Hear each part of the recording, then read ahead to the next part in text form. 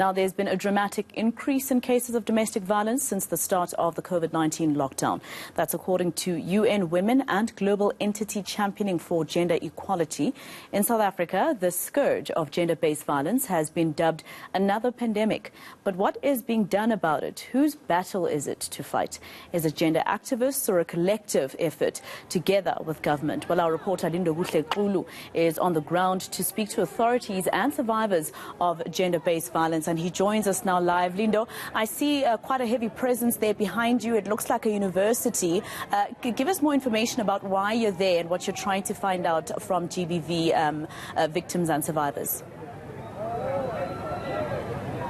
Well, Maseko, our viewers would know that today was a special focus for ENCA in terms of getting our finger on the pulse in terms of the interventions, the fight against the scourge of gender-based violence. And we've been speaking to some of those organizations, including governmental organizations as well as police, about some of the things they've put in place as programs to ensure that they fight against the scourge of gender-based violence. And I can tell you, right now we are at the Soweto campus of the University of Johannesburg. And this is where we were basically following one of the organizations in terms of getting a sense of what they've been doing. And they've told us that there is, in fact, quite a positive story that is unraveling. We couldn't have timed it better in terms of contacting them. And that is that one of the survivors in terms of the gender-based violence is, in fact, graduating today, a teacher that will, in fact, be teaching our pupils not too far from now. But we are told that this is one of the successes they've had in terms of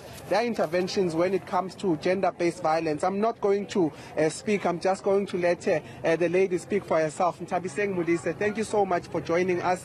You are a survivor in terms of gender-based violence. It's quite a sight to see you wearing what you are wearing, graduating today. But just take us through your story and what has helped you to come this far. Good day, my name is Gladys Ntabiseng Modise. I'm a survivor of gender-based violence. So, January, I know you told me that you are nervous, but just take your time. There's no rush and just explain. It's fine. We are live right now, but just talk to me as if you are talking to me. Forget about that camera. Just tell us about your story and how you managed to get here. Okay, it's been a difficult journey. I remember I got into Kayaletemba. I was 19 years old. I was a mother, a single mother. I was brutally injured from the relationship I was in. So for me to get into Kayaletemba, a neighbor of mine reported an incident where I was beaten up by this boyfriend, and I ended up staying with this boyfriend because I had no parents. And after my relatives came into our home and started fighting over their home, I found myself being homeless. So Kayaletemba took me in, took care of me, gave me rehabilitation for 6 months. And during my sessions with my social worker, they did ask me, what is it that you want to do with your life? And I was like, I want to study. This is the only thing that's going to take me out of poverty, and it's going to give me my own independence. So I came into the University of Johannesburg. Also, it didn't came out the way I expected because I had some challenges along the way. I failed some of my major modules twice, and I have had to repeat for extra 2 years. So my record time was supposed to be in 2019, but now I had to graduate this year, but it's still success. It became a success. Talk to us about the places like Kayaletemba. I know that is one of the places where government has set up to help people. A lot of people, when it comes to gender-based violence, when it comes to actually escaping that situation and actually living beyond it, are skeptical about it. They're saying that authorities and government is not doing enough. From your experience, can someone actually get out of such a situation and actually be successful? I mean, you are an example of that. It probably is a repetition of a question, but talk to someone who's in that experience, who's skeptical about actually moving out and who's skeptical about going to find help because they are not confident in the system. I'd say that it's very crucial for community members to take part in fighting gender-based violence, because in my case, a neighbor rescued me, because most of the time when I go and report a case, they would want to come and hear the side of the perpetrator, and the perpetrator will convince them otherwise, which ends up compromising the case, and it ends up not going anywhere. So my neighbor, like I said before, my neighbor went there to witness, to give a statement of what she witnessed. And from there they opened the case, and then they transferred me for my safety because the perpetrator was threatening to kill me. So they transferred me to the center. And just another question, in terms of the perpetrator, people are also not, confident in terms of the prosecution. Are people getting what they deserve after they have done these heinous crimes?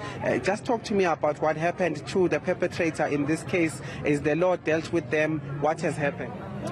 In this case, the perpetrator was arrested, and the center organized, because the center has all departments, it also has police inside, so they would take me with their cars to courts and stuff. So I was able to take a protection order against him, and I was also able to open a case against him. So it just needs you to do things in a proper way, and also be patient, and also communicate with police. Yeah. And the last question from myself, again, it is speaking to those that are hopelessly in these situations, just perhaps a talk directly to that person who is probably experiencing the same thing as you. In terms of speaking out, what would you advise them in terms of that? I would advise that they should go out, find information, because I think government has done so much initiatives to fight gender-based violence. There are programs like POA, because that's where I started, and you can reach POA from your local clinics. So it is possible, quite possible, to get out of abuse.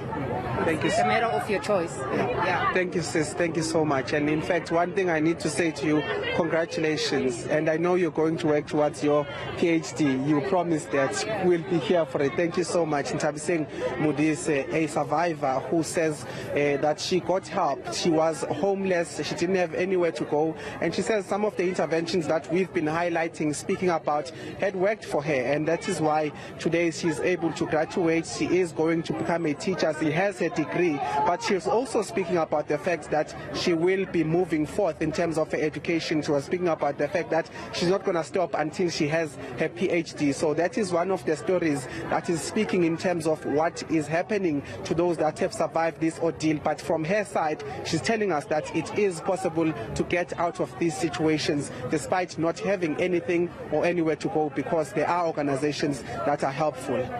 Well, congratulations to Ntabiseng Modise, Lindokuhle Xulu at the University of Johannesburg. Of course, Ntabiseng Modise can be proud of herself for not letting her past determine her future.